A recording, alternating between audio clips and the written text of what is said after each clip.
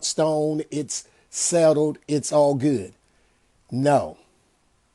Who is Paul? Not according to the 66 canonized books that the Catholics canonize. One would have to ask themselves a question.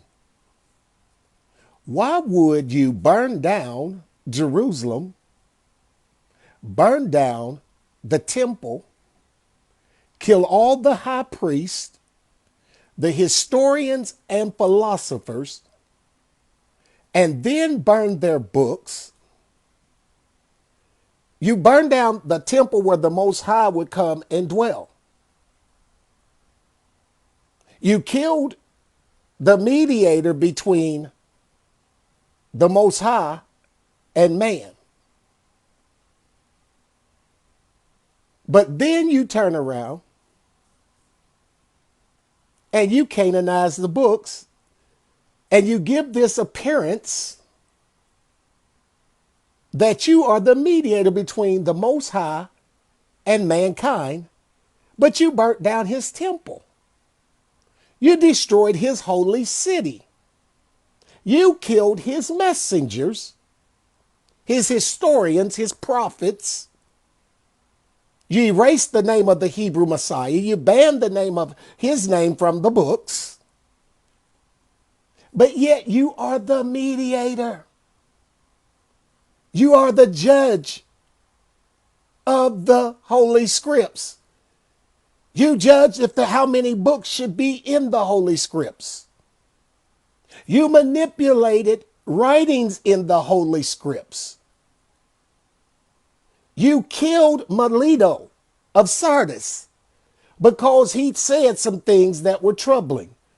He said that they gave the term Old Testament, New Testament. The church, the Catholic Church, not Jerusalem, not where the mercy seat dwelled, not Jerusalem, where the actual Holy Scripts were at. I'm going to give you some history and I'm going to bring it to your understanding based off the history. First of all, I got 5 years study of nothing but Rome. You say Rome to me, I'm going to ask you, what Rome? And if you can't tell me the Roman Empire and the Roman Republic is going to that's the first thing that's going to trouble me about your study of Rome. You say Rome to me, I'm going to ask you about the Pontifex Maximus. I'm going to ask you about the emperor. I'm going to ask you about the Senate. I'm going to ask you about the imperial courts. And if you don't know any of that, that's going to trouble me if you say you study Rome.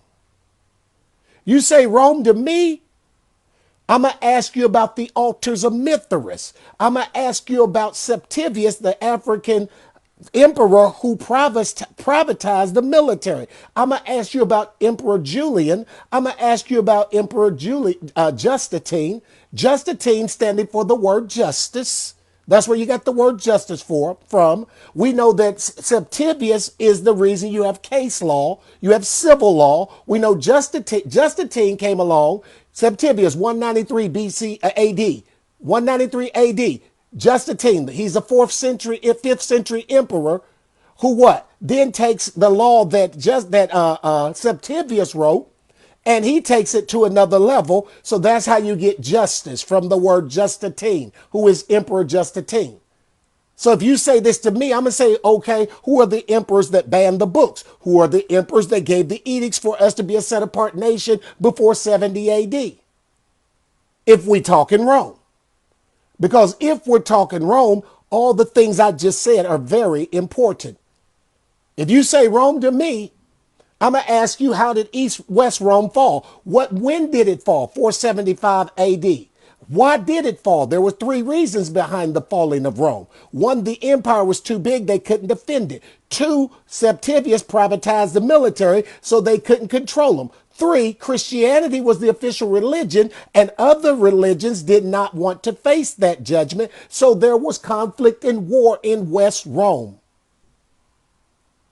You say Rome to me, I'm going to ask you, why was there not a bloodline emperor in the Claude Julian dynasty, which is the Julio-Claudian dynasty, which is the first dynasty? I need you to tell me that the first 5 emperors of Rome were the Pontifex Maximus. I need you to tell me that Tiberius is the first Pontifex Maximus, 252 BCE. That's why they're called, that seat is called the dragon, because it was in the Eastern world, it traveled into the Western world. It was what? It was also in the BC era, and it also winds up in the AD era. It is the only monarchy seat in human history that traveled from one world to the other world.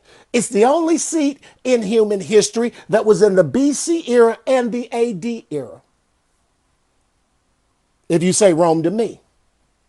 Because I need to know that you qualify to talk about Rome, because it's important. My struggle with our people is this. I pastored Christianity for 25 years. I thought I was right. When I realized I was wrong, I told the Most High I would never touch those scripts again if I didn't know history that lined up those scripts. And I started. Where did I start? I started with the Greeks.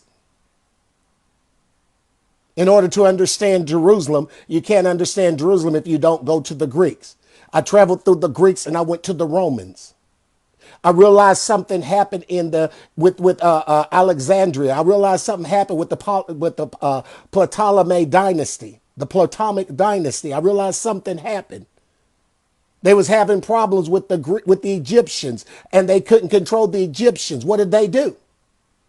Well, there's a pattern there. You have to find patterns to find the truth. Here's the first pattern: sun god, Ra. Okay, then the Greeks adopt that. Herodotus said that the Greeks adopted religion from Africa. Where was he talking about? He was talking about Alexandria, Egypt. So they had a sun god named Ra. That same sun god to the Greeks become Helios. That same sun god to the Romans become Apollos. If you look on the Ark of Constantine, you will see nothing about a Hebrew Messiah. You'll see nothing about Christianity based on the scriptures. What you will see is who? Apollos, who is Helios, is on there. That's who he worshiped. That's who he believed in. But yet we call it Christianity. Technically, Constantine's not wrong for the error. You don't understand the Grecian underworld, the Roman Greco underworld. In the Roman Greco underworld, you had Serapis Christos first. 323 BCE. What was he? He was a god to bring peace to Egypt through what? Through calming down the offseed of Egypt in the 3rd and 4th generation. So now they see this white god that looks like their ruling body, that looks like their government, and he looks superior. He looks supreme. That's how you got white supremacy. 1520, the first picture painted of Caesar Borgia. What was going on around that time? We find what? We find our people in South Carolina through who? Through who took them to South Carolina in 1520. In 1526, they wind up in South Carolina through the Spaniards. Where were they coming from? Portugal and Spain, West Africa. How do you know this? The Papal Bull 1493 says, take those subjects into the New World and enslave them. What was that Papal Bull? That Papal Bull 1493 under Pope Alexandria was to what? To what? To expel the Jews from Portugal and Spain and take them into the New World and enslave them. Now, do you have any Ashkenazi Jew that was in slavery in the New World based on that Papal Bull? History matters. History matters. You touching these scripts and you touching them, you already starting at Greek philosophy. What is Greek philosophy? The love of wisdom based on the Greeks. That's why it's called Greek philosophy. So you'll find in the scriptures, whether you like this truth or not, you will find in the scripture Greek philosophy. I will show you, case in point. You can have 2 dueling points and put a philosophy on it, put wisdom on it, and make it scripture, when it probably didn't even belong in there to begin with. What does the descendants of Abraham believe? Line up on line, precept on precept. What did the Greeks and the Romans believe? Dueling what? Dueling philosophies to come to a conclusion. Greek philosophy. We know the Jews of Alexandria, Egypt, what did they do? They would mix the Torah with Greek philosophy. We know that Philo was guilty of this, and many of them were guilty of this. We also know what? We also know that St. Jerome used Greek philosophy for his understanding of the Hebrew scripts. He called them mystery. What does mystery mean? Mystery technically means a form of some type of religion that is superstitious. To him, it was foreign, superstitious religion. But without history, you don't understand anything about these scripts. How is it the same people that wrote the papal bull on you, you're under their jurisdiction when it comes to the Holy Scripts? Christians will not leave these 66 books, not because Yah said his word and that's all his word, but because the Catholic Church said this is all you need. You know, the same people that burnt down the temple, the same people that burnt down the Holy Land, then they burnt down the holy place. HaMashiach says, stand in the holy place. When he's prophesying, there'll be stone, no stone upon stone will be there. But you need to stand in the holy place. Who is he telling this to? He's telling it to future priests that would be in that priesthood in the holy temple. The holy temple was a compound behind what? The third wall. The second wall was what? The military structure. The first wall was what? Common area. You didn't have to be the Yahudims to be in the first wall. The second wall, you had to be in the military to be behind that wall. The third wall, you had to be what? In the priesthood to dwell behind that wall. History shows us this. The Romans agree with what I just said. The siege on Jerusalem explains exactly what I just said. Who was Paul? They got the books. There's a mystery you need to understand if you're going to ever understand who was Paul. Watch this. Let me show you something. Acts 3:13. Now when they saw the boldness of Peter and John and perceived they were unlearned and ignorant men, they marveled and they looked and they took knowledge of them that they had been with HaMashiach. Unlearned men. That's a problem in the Roman Greco world. You speaking on scriptures and you don't have scholarship. That's a problem to the Pharisees, the scribes, the Sadducees, and the Sanhedrin council. You don't have scholarship to be speaking on the scriptures. So when they canonize these books, you ask yourself, there's 27 books of this thing you call the New Testament, which Melito says is from the 2nd century. It was never that before then.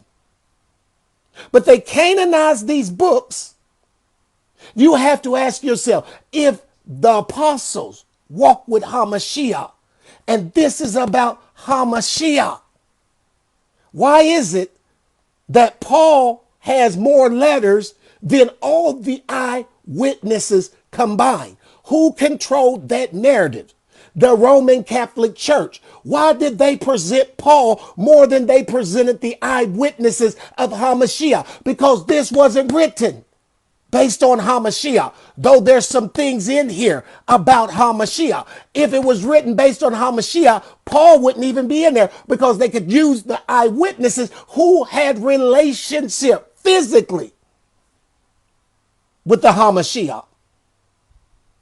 The mere fact that Paul has more letters than all of them combined tells us that they wasn't looking at HaMashiach when they took and stole your books in 70 AD, and they brought in the Jews from Alexandria who were famous at Greek philosophy and the interpretation of Hebrew scripts, and brought them in to where? The Roman imperial courts, the siege on Jerusalem again.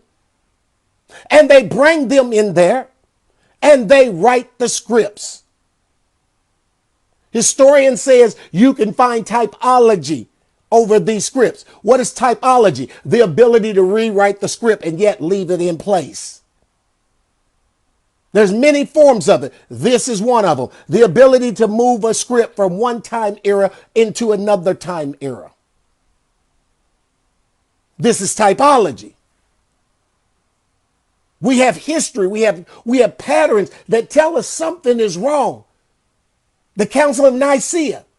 Constantine didn't allow anybody who was a Yahudim or a Israelite into any of those councils, yet you have their books, but they're not allowed in. Why are they not allowed in?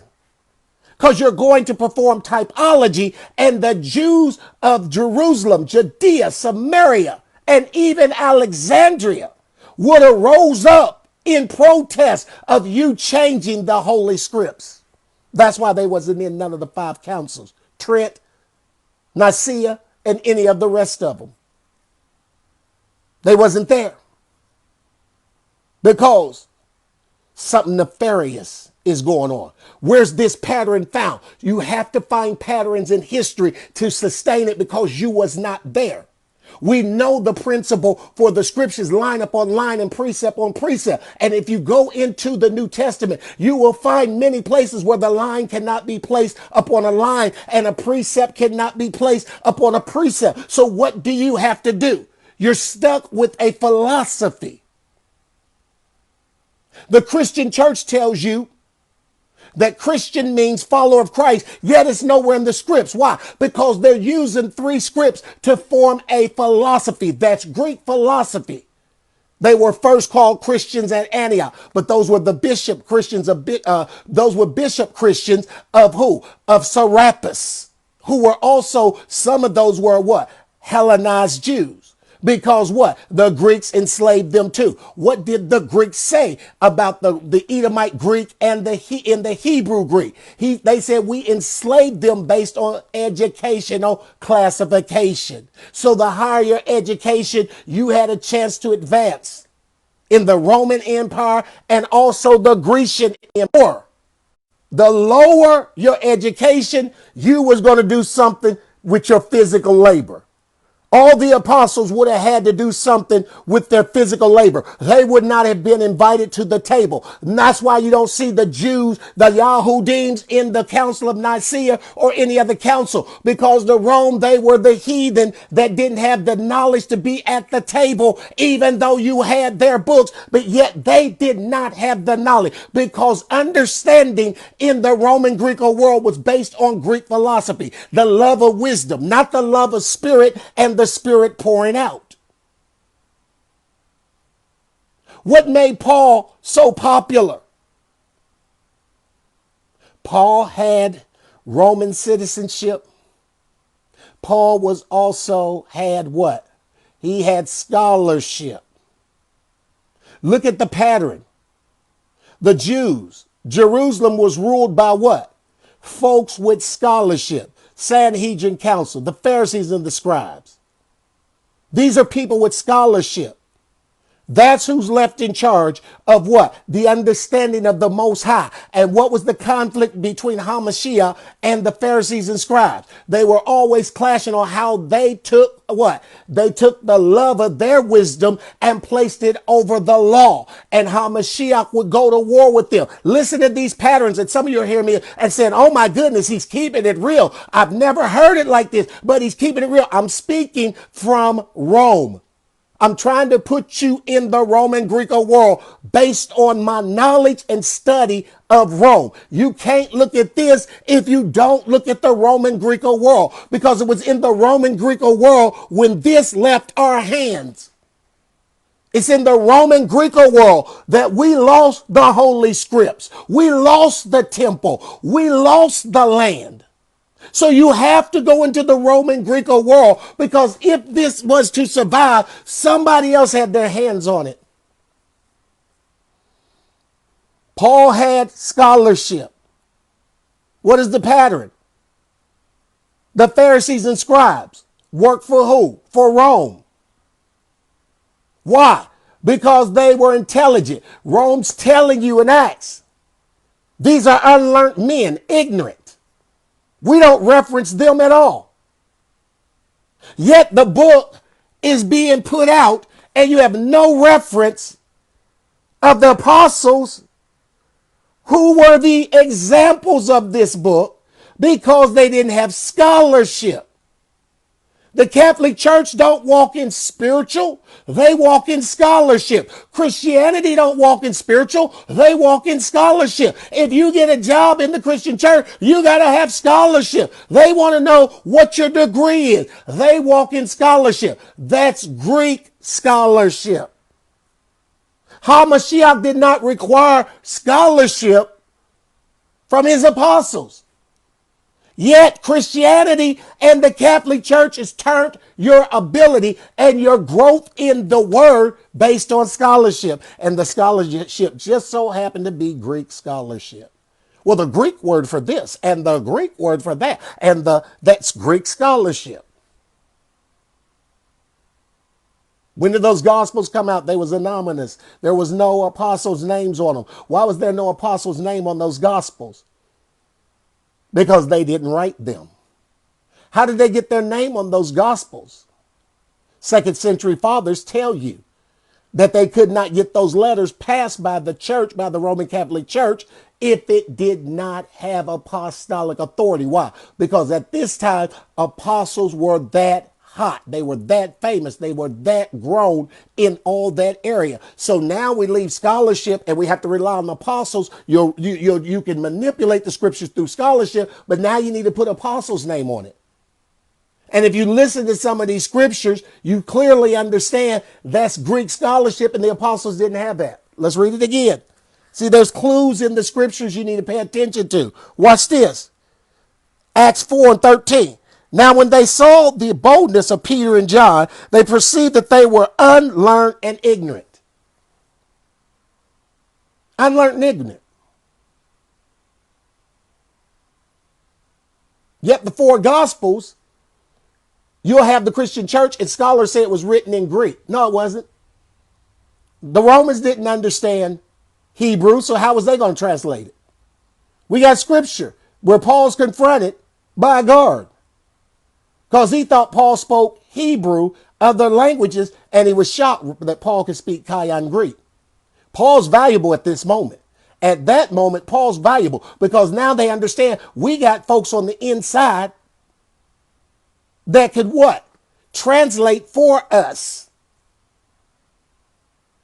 What was the problem? What does colonization do? It takes that problem away. Colonization take away your land, your language, and your family. Why do they take away your language? So you can't speak things that they can't interpret or understand.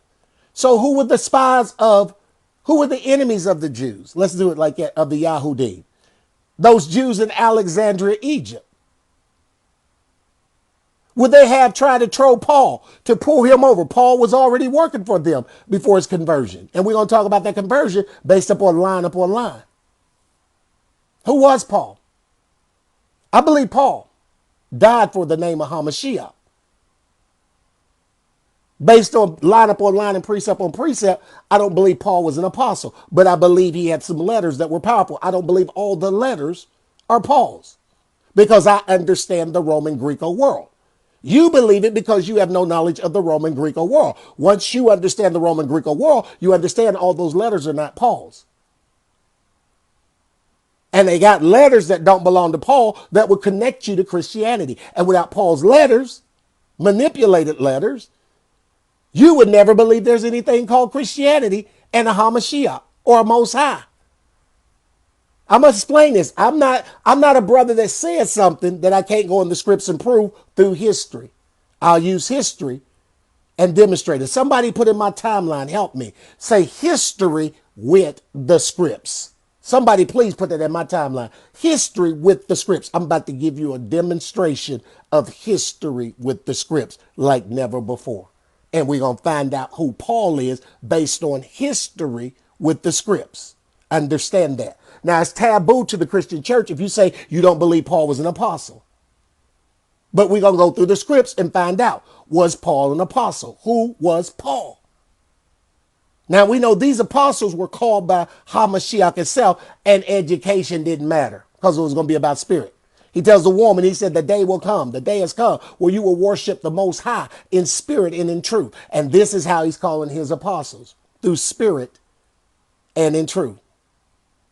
Now, watch this. So these are unlearned men.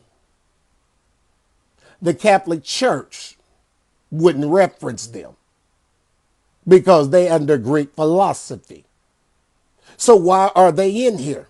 They were too popular to dismiss them because nobody would hear the church, the Roman Catholic Church, without these apostles. They were that popular. Their fame had spread everywhere, and it was dominating all religion. Period. Constantine wrote edicts that if you kept the law, statute, and commandment, which they called Judaism, which is a lie, that's a false term, but it was called Judaism. Constantine said he has a new Judaism.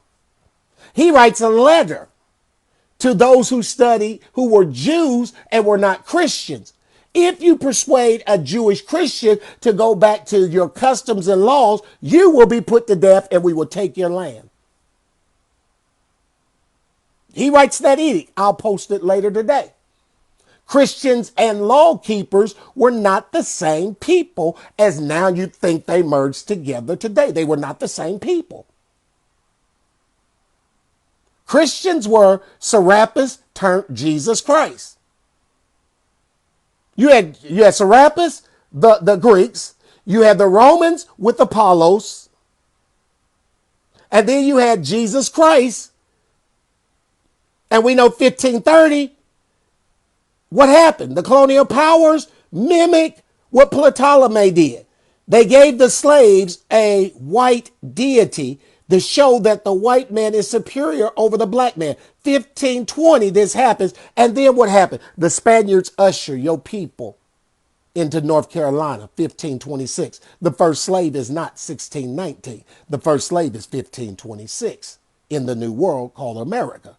But South Carolina was not a part of America or the 13 colonies. Then we also know Saratoga, Florida, the French ushered you in by 1660, 1661, 62, 63, 64, 65. Those were called the French colonies and parishes that still exist today. I study history. I put history with the scripts. What am I doing now? I'm putting the history with the scripts. So we know the Catholic Church. What do we know about them according to the Roman imperial records and the Senate records? We know that they banned the law. 70 AD, after they destroyed the temple, destroyed the destruction of the temple, the destruction of Jerusalem, what did they do? They turned around and they outlawed the law. Who outlawed the law? Vespasian. What else did they do? Titus performed what? He performed a suavitoria, which is a Greek ritual which stamps out the religion of that area that you just defeated, and it's a 7-year ritual that they perform for 7 years. They place a pig up on the altar. That's their main course. Before they burnt down the temple, Titus ordered pig to be placed on the altar. This is to stamp out the law of who? The Most High. Siege on Jerusalem. The Roman imperial courts. The Senate records. This happened. Titus placed pigs upon the altar, which is an abomination unto the law. He's killing off the law as an abomination. So now the Roman Empire knows this is no more. And then what has happened? Then the law is outlawed. You can be put to death if you caught even trying to speak on the law of the Most High. This is 70 AD. What happens in 118 AD, 116 to 118 AD? Emperor Trajan also outlaws the law again. After what? The Quito War in North Africa. He took the fight to the Jews in North Africa and then outlaws the law. Then what happened, Pastor Wilkins? 136 AD, Emperor Hadrian. He totally forbids the law forever, ever again in the Roman Empire. It could never again be in the Roman Empire. Hear this, because it's critical to about what I'm about to say. Study it, study Emperor Hadrian. He forbids it, he bans it, and he casts it out. And then he says, let us turn Jerusalem into a metropolis, Rome, and we build our temples unto our gods. And they did that. Y'all not hearing me. So now watch this. So now the law's been banned again. So why would the Catholics, the Roman Catholic Church, even consider under the abandonment of the law to tell you that the law is still alive? So what does the message become? That the law is dead. Not because the Most High said it, not because Hamashiach said it, but because they banned it. So now we need a representative of Roman citizenship to carry a new message. There's only one person that would qualify: Paul himself. If you read some of the letters of Paul, they would suggest the law is dead. Just read it for yourself. Go to Acts 21, I believe it is, where James rebuked Paul for telling the Jews, Hellenized Jews, that they didn't have to keep it no more. Is that Paul's writing? Or is that a manipulation? Because the name Paul was valuable to the Catholic Church, and they pushed Paul more than they pushed the Hebrew Messiah and all the apostles combined. Go through your book. Many of you call it a Pauline doctrine. Christianity is so guarded by Paul's letters, they'll never believe the law. Yet not one time did Hamashiach tell you the law was dead. Not one prophet told you the law was no more. Not one apostle told you the law was no more. And the real Paul, the real letter of Paul, didn't tell you that. Acts 13, 14, and 15. That's Paul's letter. And he's telling you exactly who Hamashiach was. By what? He opened the book and he read what? The law and the books of the prophets. That's who Hamashiach was. Let's look and see. Was that Hamashiach? Let's look at Matthew 5 and 17. Think not that I come to destroy the law or the prophets. I have come not to destroy, but to fulfill. The law or the prophets. Okay, so where do we get that understanding? Let's go over here into Acts. Stay with me. Acts 20. Let's go to Acts 28. Let's read 23. What's this? Who is this? This would have to be who? Paul again.